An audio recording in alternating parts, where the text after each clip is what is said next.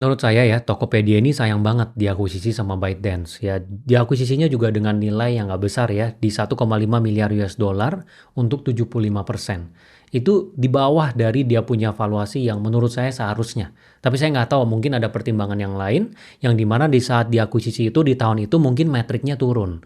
Ada GMV-nya turun, omsetnya turun, jadi valuasinya ikut turun. Dan Tokopedia ini adalah kebanggaannya Indonesia. Kenapa? Karena ya dia yang pertama kali mendapatkan pendanaan yang besar. Dia didirikan di tahun 2009, terus nggak berapa lama, sekitar beberapa tahun, dia mengumumkan dia dapat pendanaan 100 juta dolar. Dia tulis di websitenya, mendapatkan pendanaan 100 juta dolar. Itu kita bangga. Kenapa? Karena Indonesia bisa loh ada startup tech yang dapat pendanaan yang besar dari investor ternama, foundernya juga dari Indonesia loh. Saya sebagai anak startup ya di bidang periklanan pertama kali startup juga jadiin referensi. Tokopedia bisa loh ya, berarti kita bisa juga nih. Jadi dia tuh menjadi inspirasinya semuanya. Dan dia sampai dengan sekarang itu di benaknya banyak orang itu adalah Indonesia.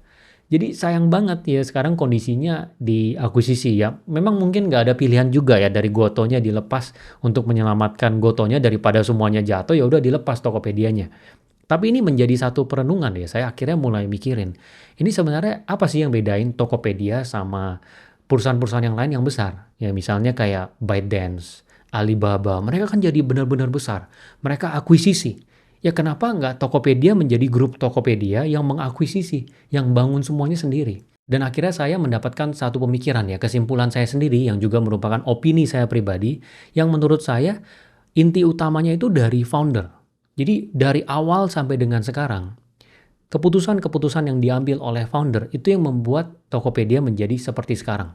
Menurut saya, ya kalau keputusannya berbeda, misalnya Tokopedia memutuskan ada Tokopedia Pay, kayak Shopee Pay, Tokopedia Bank, ya, kayak misalnya si Bank, Tokopedia Express, ya, jadi kayak Shopee Express, semuanya punya sendiri, bangun sendiri, jangan gandeng, karena waktu itu kan Tokopedia gandeng OVO, terus dia gandeng Gojek, dikit-dikit semuanya gandeng gitu. Semuanya bangun sendiri, ya, ambil pendanaan, terus go global, nggak cuma Indonesia, itu mungkin Tokopedia ceritanya akan berbeda. Jadi ini balik lagi ke keputusan dari founder. Siapa investor yang diajak masuk, strateginya seperti apa, goal ujungnya seperti apa. Kalau foundernya dari awal cuma bilang mau Indonesia doang, ya sampai ujung cuma Indonesia. Tapi kalau dari awal dia udah bilang gue maunya go global, maka dia akan bikin roadmapnya, oke 3 tahun lagi di 5 negara. Terus setelah itu kita mau di 10 negara, kita mau ke 100 negara. Itu ceritanya akan berbeda. Ya walaupun di sini saya bukan expert ya, saya bukan seorang startup founder yang bikin startup yang gede, dekakon, ya konglomerasi, ya juga masih dalam proses membangun. Tapi ini adalah sebagai pendapat pribadi ya. Menurut saya ya dari yang saya lihat, ini founder punya pengaruh yang sangat besar. Kenapa Amazon bisa sampai sebegitu besarnya? Yaitu karena pendirinya Jeff Bezos dari awal dia punya visi memang dia mau go global. Dan pada saat dia sudah sampai di skala yang besar Amazonnya, dia masuk ke segmen lain. Ada Amazon Cloud Server, ada AWS. Dan dia masuk ke yang lain lagi. Ada dia masuk ke segmen supermarket, dia akuisisi. Gitu. Jadi memang keputusan dari founder itu di sepanjang perjalanan itu sangat mempengaruhi. Saya bukan bilang ini salah atau enggak ya, yang pasti banyak pertimbangan. Karena ketika kita ajak investor masuk, investor itu terkadang bisa aja ada yang suaranya lebih kuat. Pada saat berdiskusi, founder maunya begini, investornya maunya begini. Ya kayak Steve Jobs kalau kita baca biografinya, Steve Jobs juga ada banyak pertikaian dengan investor sampai akhirnya dia dikeluarin kan. Ya memang founder itu harus bisa punya satu visi dan dia harus bisa pertahanin. Kalau misalnya dia nggak bisa pertahanin, yang visi yang besarnya ini, nanti bisa digoyang-goyang tuh ngikutin investor. Jadi menurut saya sepanjang perjalanan, Tokopedia dari dulu sampai dengan sekarang, kalau keputusannya beda, mungkin berbeda hasil. Misalnya ya, Tokopedia memutuskan untuk go global. Itu mungkin ceritanya akan berbeda. Karena ketika dia hanya fokus di Indonesia, itu sama dengan Gojek. Grab dan Gojek, Grab itu kan ada di banyak negara. Di Filipina, kalau kalian perhatiin, sejak Uber keluar dari Asia, Filipina itu Grab itu lumayan mayoritas. Jadi dia bisa profit di Filipina. Alhasil gimana? Profitnya dia bisa kurangin di sana untuk subsidi di Indonesia. Jadi dia bisa ngalahin Gojek. Sedangkan Gojeknya masih di Indonesia doang. Dia baru berusaha untuk ke negara lain. Setelah Grabnya udah masuk di negara lain udah lama. Nah, Tokopedia juga sama. Menurut saya, itu Tokopedia kalau mulainya di banyak negara, dia nggak bisa ditekan sama yang lain juga. Kayak Shopee. Shopee kan di banyak negara. Dia bisa profit di negara lain, itu diturunin, dia bisa pompa ke Indonesia. TikTok juga sama, TikTok di China itu profit. Kalian coba lihat laporan keuangannya, TikTok secara global itu di China profit. Profitnya gede, puluhan triliun, bahkan lebih. Itu dia bisa tekan profitnya untuk neken di Indonesia biar menang. Makanya kemarin itu, ini tebakan saya ya, posisinya Tokopedia itu lumayan deg-degan kalau nggak dijual. Karena di tahun itu, TikTok itu bener-bener jor-joran jualan elektronik. Elektronik tuh disubsidi, influencer jualan live di TikTok. Jadi kesedot semua orang belanjanya di sana. GMV-nya atau perputaran yang ada di Tokopedia itu turun. Mungkin di saat itu investor juga lihat, wah ini turun kalau didiemin setahun 2 tahun, bisa mati nih valuasinya habis total nih Tokopedia. Udah deh kita lobby deh, gimana? Pemerintah intervensi, udah ini dijual aja. Saya nggak tahu, ini pendapat saya pribadi ya. Pastinya ada efek dari situ. Makanya kalau dari awal strateginya berbeda, pasti hasilnya berbeda. Gitu. Jadi ini dari hasil perenungan saya pribadi, memang ketika kita menjadi founder dari bisnis, apa yang kita tetapkan sebagai satu visi itu sangat berpengaruh. Sebesar apa visinya, berpengaruh ke yang kita lakukan sepanjang perjalanan. Gitu. Dan kita harus bisa mempertahankan visinya kita. Karena ketika ada investor-investor yang masuk, tentunya nanti ada investor yang bisa mempengaruhi pemikiran kita gitu. Visinya bisa berubah atau kita ngikut aja kalau bukan orang yang punya pendirian. Dan ByteDance ini sebenarnya dikenal sebagai satu perusahaan yang dia kalau akuisisi biasanya dia matiin. Kayak misalnya dulu ada yang namanya Musical.ly. Musical.ly itu nggak tahu ya kalian tahu atau enggak, ini aplikasi kayak TikTok ya, short video. Tapi ini untuk musik, buat lip sync nyanyi. Ya, itu di US udah ada, usernya udah banyak. TikTok pada saat awal didirikan, dia akuisisi Musical.ly, datanya disedot semua, usernya dipindahin semua, ditutup. Di Indonesia juga terjadi yang sama. Ada yang namanya Babe, Baca Berita. Platform baca berita, kalau kalian tahu tuh yang ada kumisnya tuh logonya. Diakuisisi, usernya diambil, ditutup. Jadi memang ByteDance ini strateginya seperti itu. Karena dia sudah punya aplikasinya. Aplikasi lain itu dia butuhnya tuh cuma usernya doang. Dia sedot, dia tutup. Nah, tapi saya nggak tahu untuk case-nya Tokopedia ini apakah akan ditutup atau enggak. Karena Tokopedia sudah menjadi identitas dari Indonesia. Dan banyak orang yang sudah terlalu lengket dengan Tokopedia. Sama seperti saya. Saya dari dulu pakai Tokopedia. Sampai dengan sekarang masih pakai Tokopedia. Mau apa-apa saya tetap buka Tokopedia. Dan menurut saya kalau misalnya tiba-tiba ditutup Tokopedianya, itu bukan 100% orang langsung ke TikTok Shop semua. Karena satu aplikasi itu menurut saya cuma satu top of mind. Kayak TikTok, top of mind-nya ya kita buat lihat video. Dan kita belanjanya pada saat ada video orang nge-live, ya dan kita suka barangnya atau konten yang kita suka barangnya kita beli. Jadi bukan kayak, oh mau beli selimut, buka TikTok Shop, beli selimut. Memang pasti goal dari tim ByteDance seperti itu. Orang kalau mau beli apa-apa ke TikTok Shop. Tapi menurut saya, kalau Tokopedia ditutup, mungkin semuanya ke Shopee. Shopee-nya yang naik. Mungkin ya.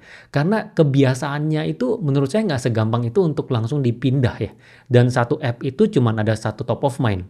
Saya nggak tahu, tapi kalau misalnya dia tiba-tiba berhasil, ya berarti hebat gitu ya. Tapi menurut saya, Tokopedia less likely ditutup. Karena kalau misalnya kita ngikutin ya, saya kan lumayan ngikutin ya pakai terus.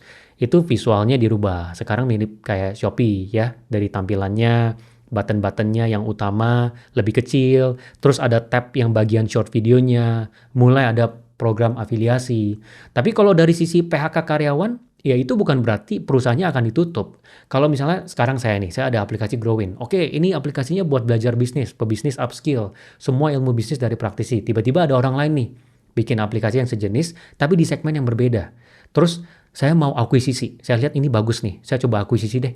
Kalau saya akuisisi, saya pasti mikirnya juga, oke, ini dia ada tim HRD, ada tim finance. Nggak usah deh, pakai saya punya aja. Tim IT-nya yang buat bikin website ada 3 orang. Udah nggak usah, pakai saya punya aja. Pasti saya juga melakukan hal yang sama, efisiensi. Ngapain kita punya orang yang melakukan hal yang sama? Kalau misalnya ada tim yang sudah bisa melakukan yang dibutuhkan di sana, ya tinggal pakai tim yang udah ada supaya lebih efisien secara cost. Jadi kalau misalnya ngomong PHK itu menutup Tokopedia, itu belum tentu menurut saya. PHK-nya pasti dari sisi efisiensi. Karena sejauh ini saya lihat dari aplikasinya, ya ini memang dia ada improvisasi yang dilakukan.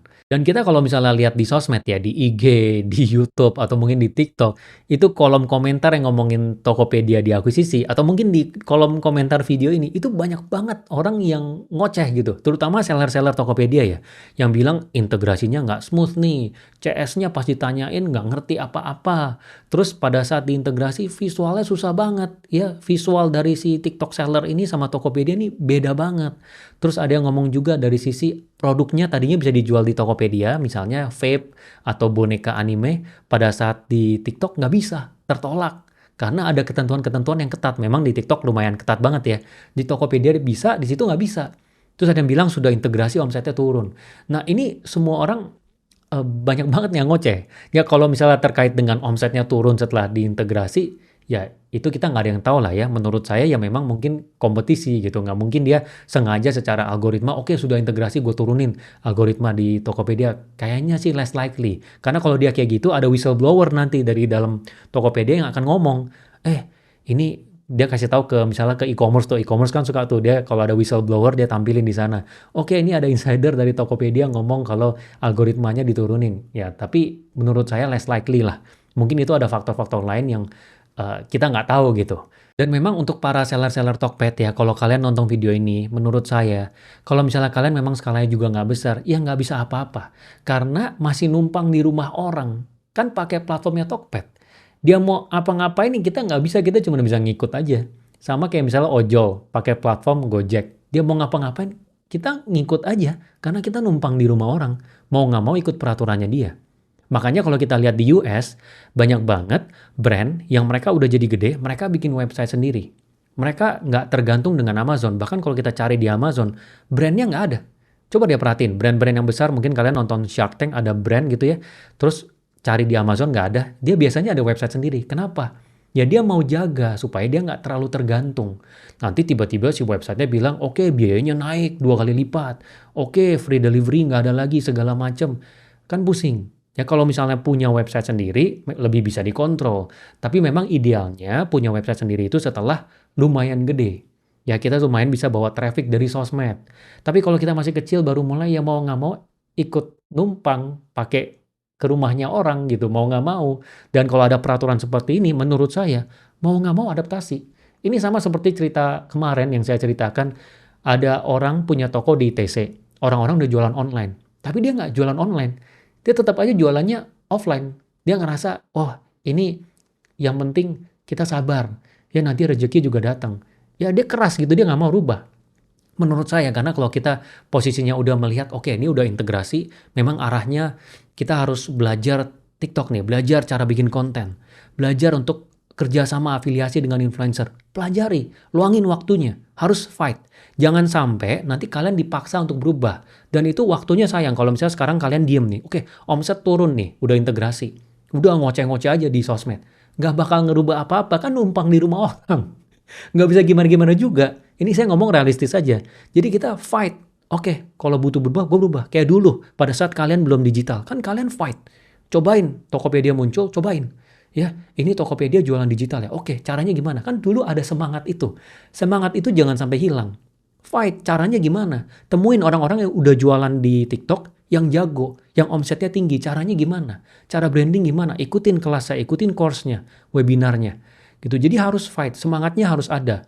Ya supaya kalian tetap omsetnya bisa dipertahankan. Jangan sampai omset turun, terus ngoceh-ngoceh 2 tahun 3 tahun baru oh iya, gue harus berubah. Ya sayang gitu momentumnya 3 tahun bisa kehilangan omset berapa. Nah jadi di sini saya mau buka pikiran ya untuk teman-teman di sini yang skalanya juga masih kecil ya mau nggak mau ngikut lah, ngikut di platformnya, pelajari caranya gimana, fight.